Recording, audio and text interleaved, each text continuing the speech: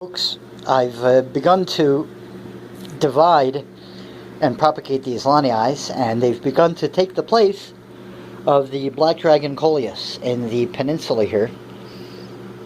And I think they're going to do a bang-up job of replacing those Black Dragon Coleus. They were starting to get, too weak, loss of vigor, the whole 9 yards. So we're done with them. But these Laniais, I think, are going to do a great job. They're the same color palette.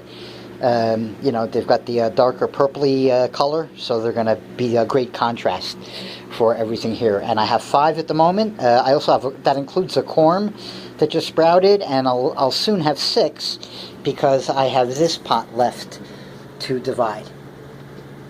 This is the smaller. This was the first propagate from this Lanii by stem division, right there. And this one I got the 2 babies out of. Here's one baby, and there's the other baby. There's the sprouted corm, and this is going to get split sometime, probably the end of this week. And that'll give me, for now, 6 Laniais. So that should be just fine to fill up this entire area on the bottom with that nice darker purpley color, to contrast everything else here, from the begindas to the Heterophylla and the Caladium Hilo Beauty. Everything here is doing great. The Caladium Hilo Beauty, the Michelitziana, the Tanderusa, the Heterophylla, the Ivory Coast, they're just chugging along and chugging along. The Heterophylla gave me that as the first leaf to come out, and it is big. It's about 1.5 feet long, and it's now already pushing out another new leaf right there. Can't say I'm disappointed. I pushed all of the, or slid all of the Alocasia cupreas against the wall now, after seeing how the 2 daughter plants did. I'm absolutely confident and comfortable in having them here, and that was the original game plan, was to really get them back against the wall. They do a great job of covering the wall, and I'm hoping eventually to get that, but all the way across from right underneath the bipenifolium here to the Thai constellation.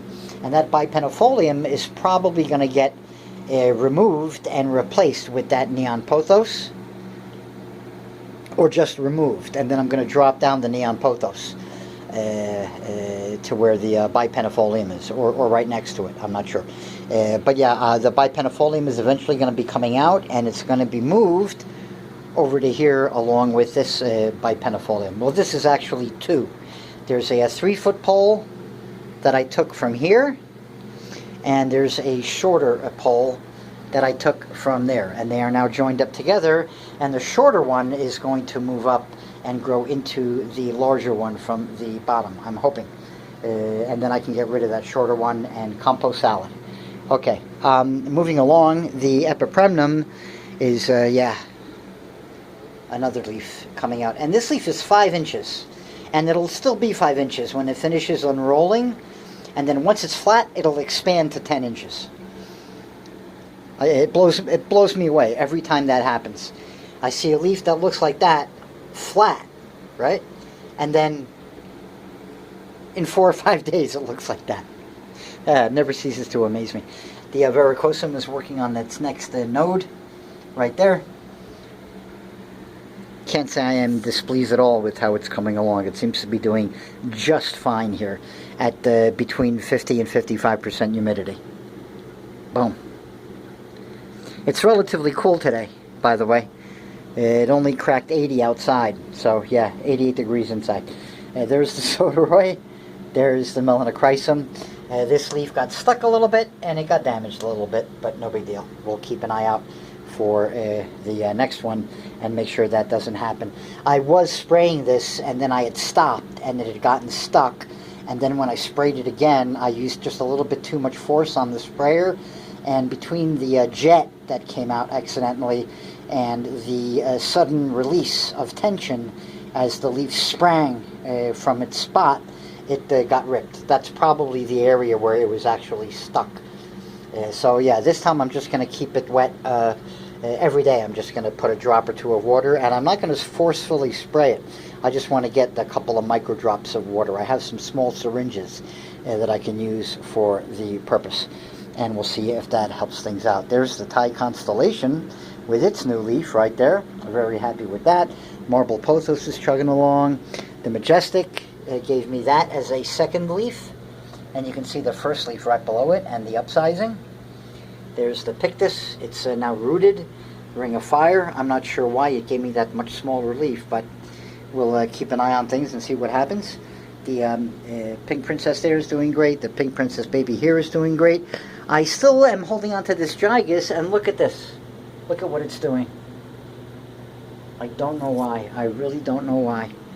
But it seems that when they're small, they just have a much harder time of releasing the leaves properly. And as they get bigger, they seem to have a much easier time of it.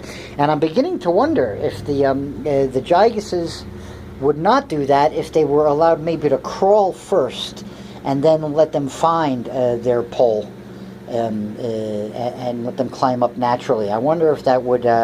I wonder if they're just designed as babies to be crawlers, or less truly vertical. I don't know. Yeah, there's all sorts of issues that could be at play here.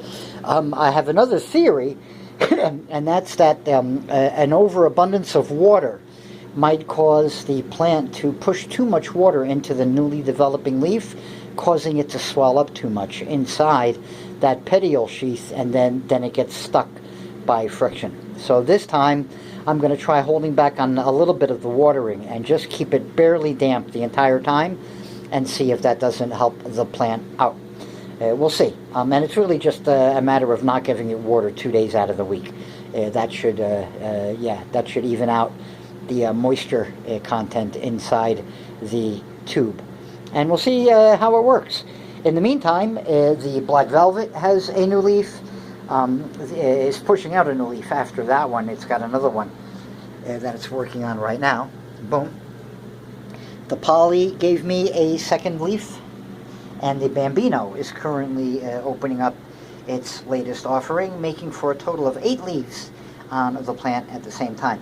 I'm 99% sure this mystery corn is indeed a heterophylla, but we'll see. But I'm putting money down that this is another Dragon's Breath alocasia, and if such is the case, I will be very, very happy.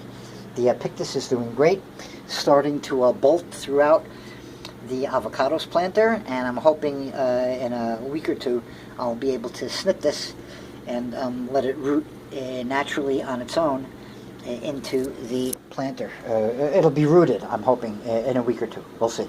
But as soon as it is, it's getting snipped, and then I'm moving this puppy out of the way, and that Beginda, or soon-to-be Beginda, hopefully, is going to, this little pot right here, is going to be in between the Panther and the Gapertia.